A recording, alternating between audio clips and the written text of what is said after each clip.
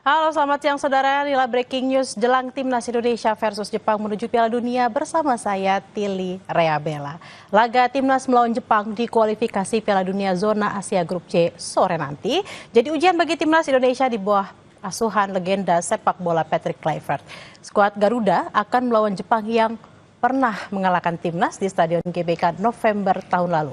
Tapi Timnas saat ini bukanlah Timnas yang sama saat dikalahkan Jepang. Meski demikian saudara, apakah Timnas Indonesia yang bisa menyingkirkan Tiongkok dari Bahrain dari putaran ketiga benar-benar sudah bisa mengimbangi permainan Jepang? Nah, saudara, jelang hadapi Jepang di laga terakhir Grup C, kualifikasi Piala Dunia 2026 zona Asia, pelatih Timnas Indonesia Patrick Kluivert pastikan tetap gunakan skema yang sama, namun dengan penyesuaian pemain yang akan diturunkan. Sementara itu, Timnas Jepang siap bangkit usai dikalahkan Australia.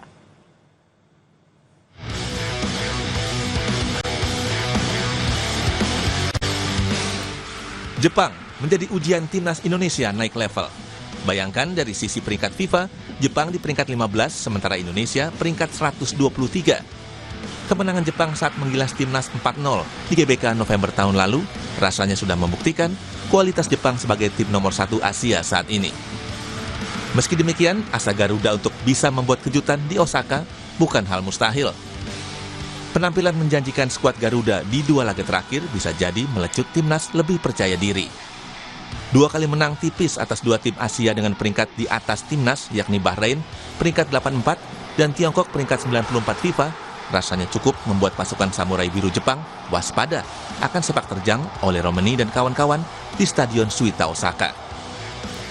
Bagi pelatih Timnas Indonesia, Patrick Kluivert, menghadapi Jepang di kandangnya jadi kesempatan langka menghadapi tim kuat yang dihuni pemain berkualitas. Ini jadi modal penting persiapan Timnas menuju ronde keempat. Sementara bagi gelandang Joey Pelupesi, Timnas tengah dalam kepercayaan diri tinggi dan yakin bisa mengatasi Jepang. It's a serious game. We're playing away against an opponent who is leader of the group, already qualified for the World Cup. So we need to play our own game. Although it will be a very difficult game, everybody knows that. But we're prepared, and we're trying to do the best what we have tomorrow. Because we have a good squad as well. The last two games we won, so that gave me a really good feeling, a positive feeling, a boost as well. And I really believe in ourselves, because without belief, it's better to don't come tomorrow. So that's how I am thinking. But that doesn't mean that I have a lot of respect for the team what we are playing against. Sementara itu, Timnas Jepang siap bangkit usai dikalahkan Australia. Sejumlah pilar utama yang diistirahatkan di laga terakhir dipastikan bermain seperti pemain Liverpool, Wataru Endo. Laga Timnas versus Jepang sudah tidak lagi menentukan kedua tim, karena Jepang sudah memastikan diri lolos ke Piala Dunia 2026. Sementara Indonesia memastikan diri ke putaran keempat kualifikasi Piala Dunia 2026 zona Asia, yang artinya mimpi bermain di Piala Dunia masih bisa diwujudkan. Dan salah satu ujiannya adalah melawan Jepang. Apakah kualitas Timnas bisa naik level? Kita tunggu sore nanti.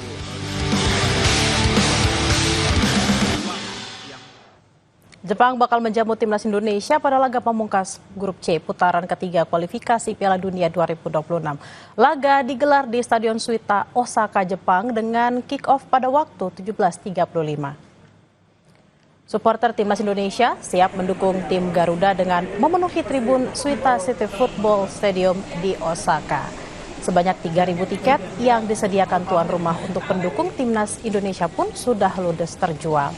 Supporter Timnas di negeri Sakura siap menyuntikkan semangat pada punggawa Garuda. Di tengah laga tandang, kehadiran para pendukung tentu jadi penyemangat untuk terus menjaga asa Timnas melangkah lebih jauh di kualifikasi.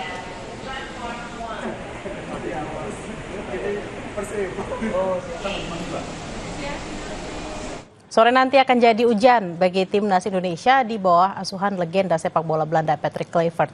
Skuad Garuda akan melawan Jepang yang pernah mengalahkan Timnas di GBK November tahun lalu.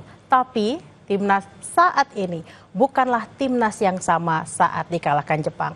Meski demikian, apakah timnas Indonesia yang bisa menyingkirkan Tiongkok dan Bahrain dari putaran ketiga benar-benar sudah bisa mengimbangi permainan Jepang? Sudah bergabung bersama kami di studio Kompas TV ada pengamat sepak bola Anton Sanjoyo atau biasa disebut Bung Joy. Selamat siang Bung Joy. Selamat siang. Selamat datang di Breaking News, kita jelang pertandingan. Bung Joy, ini kan kalau kita lihat tadi Kluivert sempat bilang mau ada perubahan komposisi pemain. Kalau lihat dari pertandingan Tiongkok kemarin kan sebenarnya penguasaan bolanya tuh nggak terlalu dominan di untuk Indonesia. Nah, sebenarnya perubahan komposisi permainan ini penting atau enggak sih? Kemarin ketika menghadapi Cina itu kan memang ada beberapa pemain yang nggak bisa tampil karena berbagai alasan. Hübner, Oratmangun cedera, Marcelino mendapatkan kartu kuning, Martin Pas nggak bisa main juga, Kevin Dix belum terlalu pulih, jadi posisinya Reinders juga nggak bisa datang. Sayuri. Tapi kemarin yang menggantikan posisi Marcelino dan Oratmangun, Egy dan Kambuaya tampilnya juga oke gitu. Jadi mungkin kalau ada sedikit perubahan itu memang di sektor depan. Kalau di sektor belakang kemungkinan tadi saya membaca berita Rizky Ridho cedera. Betul. Kemungkinan dia tidak bisa bermain, tapi Hamstring lini belakang lagi ya? Indonesia masih punya banyak pemain, ada Shane Patiyama, ada Miss Hilgers. Jadi rasanya sih komposisinya tidak akan berubah banyak, kecuali memang ada kepentingan lain atau kondisi mendesak lain yang membuat pemain tidak bisa bermain. Dan ini mungkin terjadi pada Ratnar Oratmangun. Tapi yang lain menurut saya Egy masih bisa dipertahankan. Kalau mau diganti ya Marcelino, karena Marcelino kan memang starting line up-nya. Jadi Kambuaya menurut saya patut mendapatkan jam terbang juga. Sayuri mungkin oke lah, kalau Kevin Dix sudah 100% mungkin posisinya bisa digantikan. Tapi overall menurut saya tidak terlalu banyak lah perubahan komposisi. Kecuali memang Kluivert ingin membuat perubahan yang cukup besar untuk menghadapi putaran keempat. Tapi rasanya sih backbone-nya sih kemarin udah ada ya. Jadi 90% itu ya itulah kemarin yang main lawan Cina, kecuali beberapa pemain yang cedera atau akumulasi kartu kuning. Bahkan di bawah Mistar tanpa Martin Pas ternyata Emil Eder juga oke. Ternyata gitu. Jadi nggak ada masalah. Betul. Kalau misalnya kita lihat kemarin kan juga banyak pemain-pemain lokal yang dimainkan. Apakah memang di starting awal nih, kalau sekarang kita ngomong starting awal karena belum keluar skuadnya, apakah memang juga starting awal akan banyak dimainkan nih pemain-pemain lokal kita? Saya tidak melihat ada perubahan yang cukup signifikan untuk itu ya. Tapi kemarin kalau kita bicara pertandingan melawan Cina, kan Egy tampilnya oke, Kambuaya oke. Tapi memang di babak kedua ada sedikit perubahan tekanan justru dilakukan oleh Cina kan. Jadi memang kemungkinan memang ada sedikit perubahan strategi terutama dalam cara menyerang. Itu mungkin akan sangat tergantung pada Joy Pelupesi dan Tom Haye di lini tengah. Kalau dari sisi porosnya Joy Pelupesi dan Ole Rumeni saya kira tidak akan berubah. Tidak akan berubah. Tapi mungkin akan ada sedikit perubahan strategi karena menghadapi Jepang kan agak beda, pasti beda lah. Meskipun katakan Jepang tampil dengan pemain-pemain lapis kedua, tapi tetap mereka adalah rata-rata kalau kita bandingkan dengan pemain di Asia, memang mereka rata-rata memang lebih baik gitu. Oke, kita akan tersambung dengan jurnalis Kompas TV, ada Angga Nuriski di sana untuk mengetahui seperti apa sih persiapan timnas ataupun supporter Garuda. Selamat siang, Angga. Ya, selamat siang, Bella. Angga, bisa diceritain gimana sih suasana di sana saat ini? Apakah udah ada supporter yang datang? Lalu pernak-perniknya di sana seperti apa? Ya, dapat kami laporkan bahwa di Stadion Suita supporter Indonesia sudah mulai berdatangan sejak Selasa pagi begitu, Bella. Bahkan 3.000 lembar tiket yang disiapkan oleh JFA dari alokasi 40.000 kapasitas stadion sudah terisi penuh oleh supporter Garuda. Dan kabarnya juga mereka juga membeli dari jatah dari JFA begitu, tidak hanya 3.000 melainkan juga lebih dari itu yang akan datang untuk timnas Indonesia begitu. Nah, untuk kabar terbaru baru saja tim pelatih timnas Indonesia mengumumkan 23.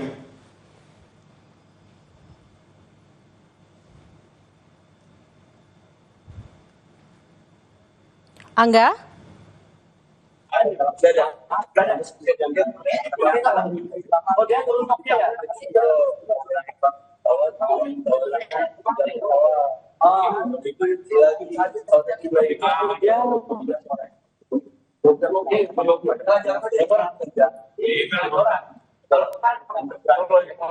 Tampaknya memang kita mengalami gangguan karena jauh nih, bukan ke GBK, Bung Joy.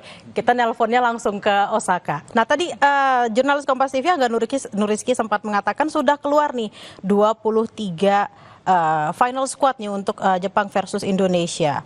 Nah, Bung Joy sudah lihat belum?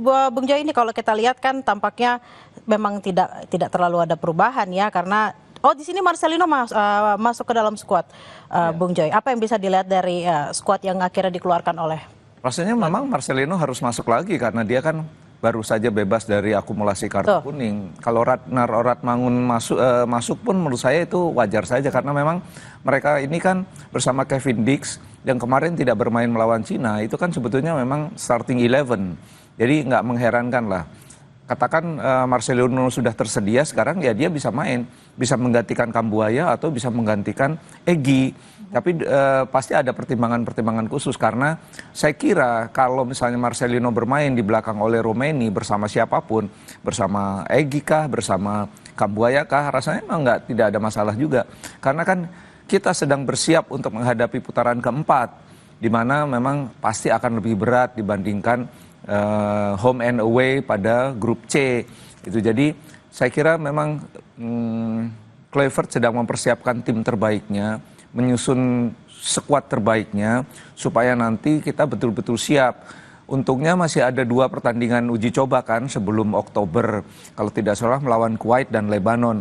Tampaknya memang kalau saya lihat dalam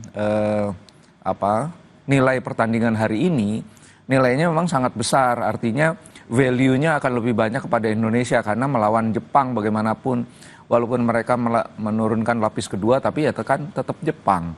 Nah ini yang bagi saya tadi saya sempat kepikiran kenapa mereka nggak menurunkan skuad terbaiknya ya supaya lessonnya tuh banyak didapatkan oleh Atau Indonesia. Atau mungkin skuad yang sama ketika November kemarin gitu ya. Ya, Wataru Endo main lah, Mitoma main lah, Minamino main gitu ya. Supaya pengalaman pemain Indonesia bertemu dengan pemain-pemain top dunia top, itu ya. kan akan meningkatkan confidence ya di kemudian hari. Jadi saya sih berharap itu, dan kalau kita bicara nilai kan ratusan miliar ini nilainya pertandingan ini. Betul. Kita pernah Bung Joy pernah membahas ini di program 2 Arah minggu lalu karena kalau memang seandainya kita harus katakanlah membayar untuk training camp atau untuk pertandingan persahabatan, justru harganya akan sangat mahal sekali untuk melawan Jepang. Nah, apa yang harus diambil, apa yang harus diperhatikan oleh pelatih Patrick Kluivert ataupun para pemain saat ini?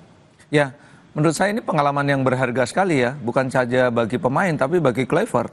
Karena pengalaman bertemu Jepang ini kan nggak dia dapat pada pelatih sebelumnya. Tapi pada pertandingan sebelumnya ketika Indonesia kalah melawan Jepang kan ada keping-keping yang hilang kan waktu itu belum ketemu.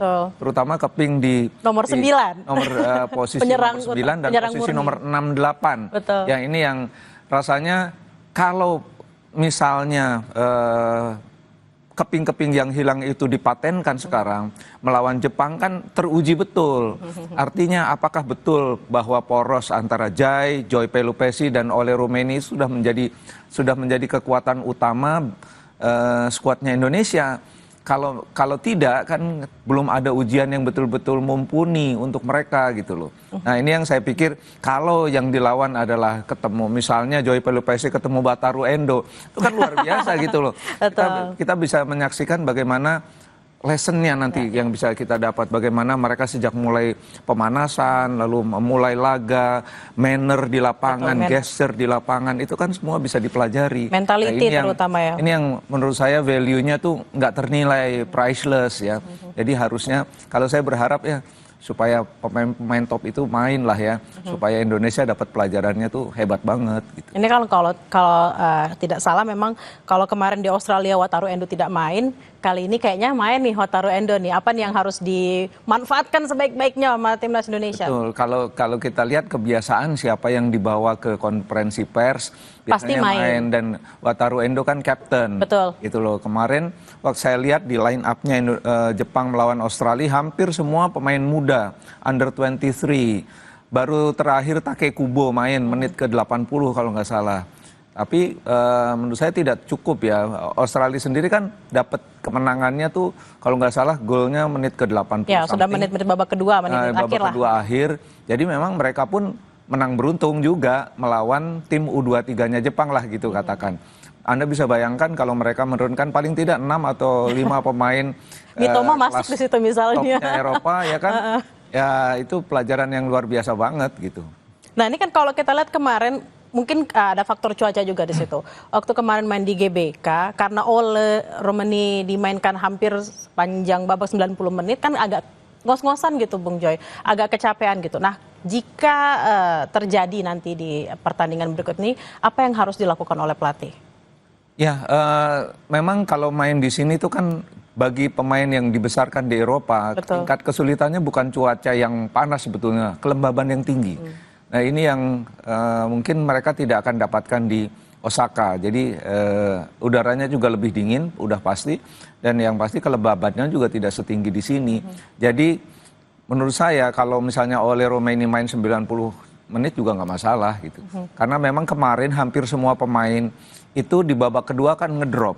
Ngedropnya nggak terlalu kelihatan, tapi yang kelihatan adalah dominasinya menghilang di babak kedua. Justru yang menekan dan mendapatkan banyak possession adalah Cina, dan ini tidak boleh terjadi ketika nanti melawan Jepang. Tapi begini, melawan Jepang main enjoy aja lah, main gembira aja karena kan toh sudah Putaran 4 udah di tangan.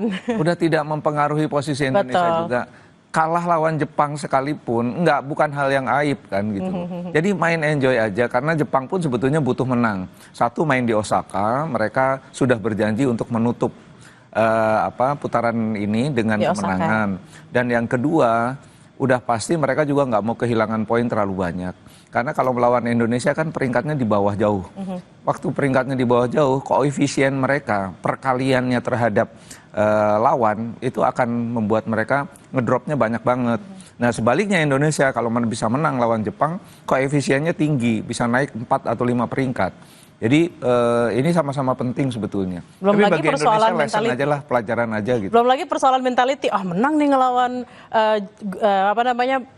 tim top di Asia gitu kan. Mental-mental itu kan yang kadang diperlukan juga. Jepang kan sekarang nomor 1 di Asia untuk ranking FIFA. Jadi mereka adalah tim yang udah mateng banget, dan Wataru Endo dan kawan-kawan itu udah main bareng tuh 3 tahun. Jadi mereka betul-betul sebagai tim itu mateng. Dan itu yang menurut saya akan jadi pelajaran bagi Kluivert bagaimana menghadapi tim sehebat Jepang gitu. Oke, obrolan dengan Bung Joy akan kami hadirkan usai jeda, saudara. Nanti kita juga akan menghadirkan seperti apa situasi langsung dari sana. Breaking News Kompas TV akan kembali usai jeda, tetaplah bersama kami.